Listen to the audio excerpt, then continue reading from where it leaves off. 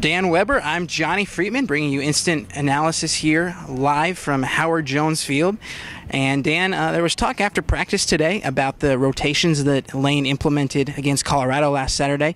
What was the larger reason for doing that against Colorado? I think it was interesting. We knew that, but he didn't say it, and now he did say it today.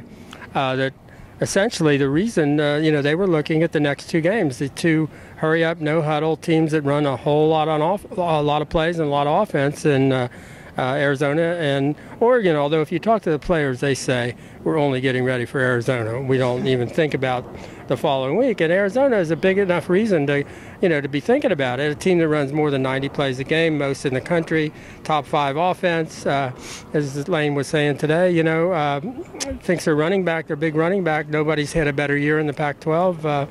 Quarterback that's thrown a couple of games over 400 yards. He said, they're very close to being a one-loss team, and he said easily they could be. They could be ranked. He said, I'm not sure why they're not, but they're preparing, for a big ball game, and you can just tell there's a tempo and there's an upbeat sense about practice this week, much like last week. And even though last week, as Lane said, it wasn't about our opponent, it's about us. I think you're seeing that this week again. You just mentioned a bit about how much Lane has been raving about Arizona.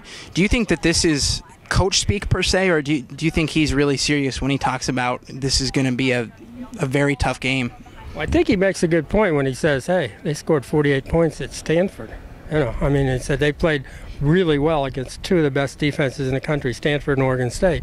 So he said, this is a team that can hurt you. This is a team that can do an awful lot of things on offense. So, I think, the point of what Arizona, the threat of Arizona on offense is terrific. And it's a team that, runs, USC's running like mid-60s in terms of plays a game.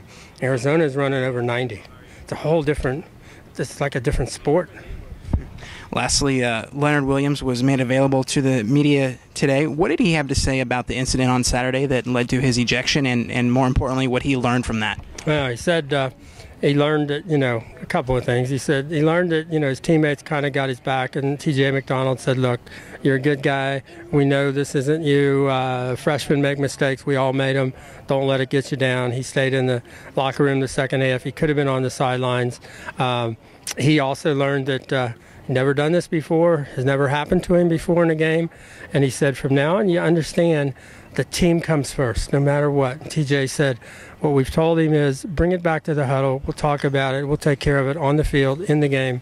You don't have to take care of it, by yourself separately. And Leonard said, it's never going to happen again. I learned my lesson.